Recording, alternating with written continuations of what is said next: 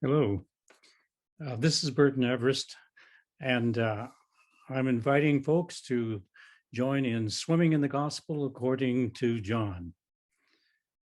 This would be a series of 8 times in which we dip into the Gospel according to John. You can join for the whole series of 8, or you can decide to join and swim for 1 or 2 and then come back later if you'd like. It's wide open. Swimming in the Gospel according to John comes from my favorite expression. Scripture is so shallow, a little child can wade in it. So deep, a grown person can drown in it. And it's a delight to swim around in. And so we delight in it. Right now, I'd like to share with you a sampler of the series. And so we're going to take a look at a text that we would not be using in this series, just to give us a little sample. And what we do in this is, in order to enter into the swim, we listen to the reading of the gospel. We don't look at text in print. Some time ago, a great theologian had commented that when we read a text in print, we think we're doing the text. But when we hear it read, we know that the text is doing us, that the word is doing us. So I encourage you, you can even close your eyes, hope you don't go to sleep, but to close your eyes and pay attention with all of your senses, with the sense of taste, the sense of smell, the sense of touch, and the sense of what you're seeing, and only near the end to what you're hearing, but not hearing the words, but what you hear that's happening in the story. This story is that of Jesus walking on water. And let your senses be surrounded by a rush of living water. When evening came, Jesus' disciples went down to the sea, got into a boat, and started across the sea to Capernaum. It was now dark, and Jesus had not yet come to them. The sea became rough because a strong wind was blowing. And when they had rowed about 3 or 4 miles, they saw Jesus walking on the sea and coming near the boat. And they were terrified. But Jesus said to them, "It is I. Do not be afraid."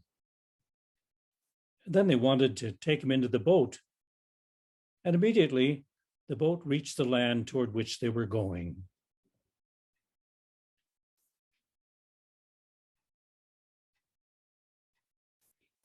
Giving you a few minutes to reflect. I like to make notes of my senses in a little book. And so I'm going to be thinking about this right now, too.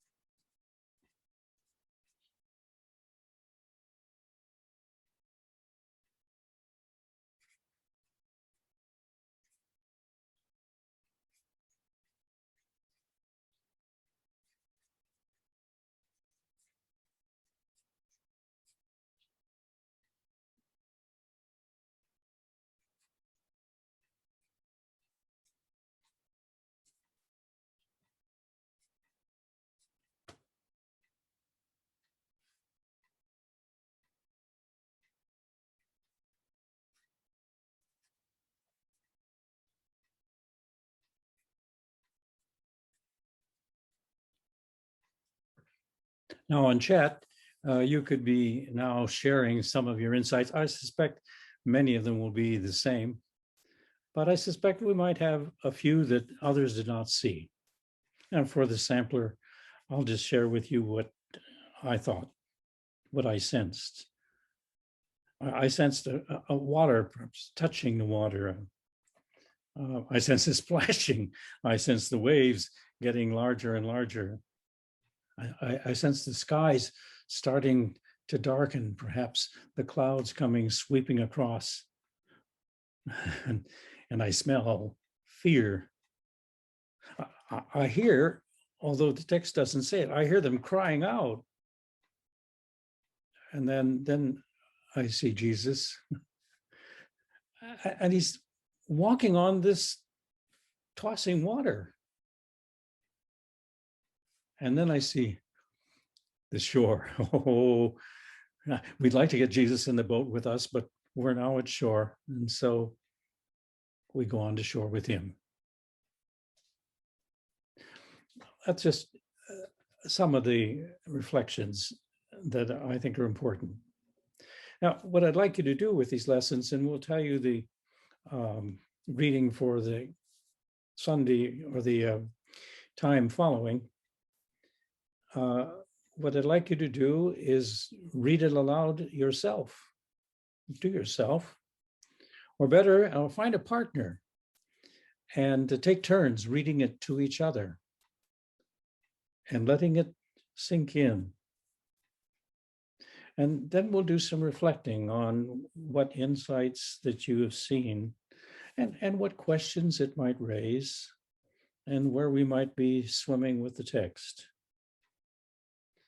In this case, I think of the tumult, the uproarious tumult all around. And I think that from my perspective, the disciples were going through a lot of tumult. They were at sea because the way I view John is that John was preaching and then writing to disciples who were at sea in terms of the land.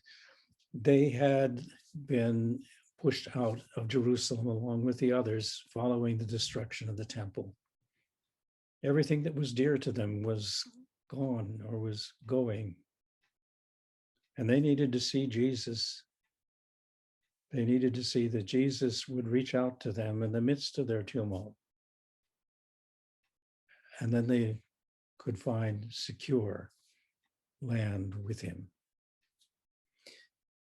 That's essentially what we'll be doing. And we'll be looking at Jesus in the temple,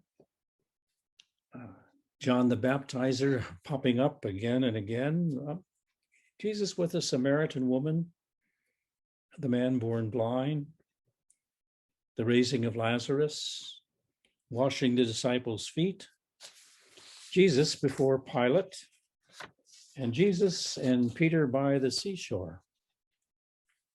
Now, we're also going to take a little deep dive into certain key words. The first one will be the word, and I'll give you the Greek, but you won't have to worry about knowing the Greek, pistoio, which means, is usually translated believe. My preferred translation, although it can vary, but my preferred basic translation is trust.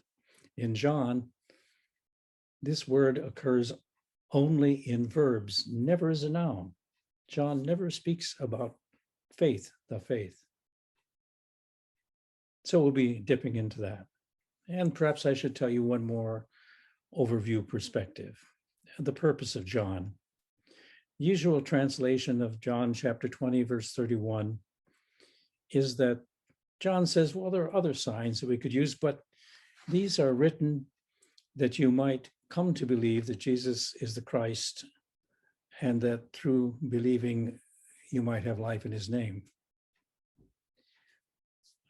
I believe with one of the alternate possibilities in the Greek text that it is better to translate it, these things are written that you might keep trusting and that through trusting you may have life in his name. That means that John is not trying to convert people, but that rather John is preaching and then writing to disciples who need to be encouraged to trust in Jesus. So he presents before them a very human, but a very powerful Jesus. And he assures them that Jesus is able to care for them in the midst of the chaos of their time. Well, that's essentially an overview of what the series will be like. I hope that you'll register and participate. Thank you.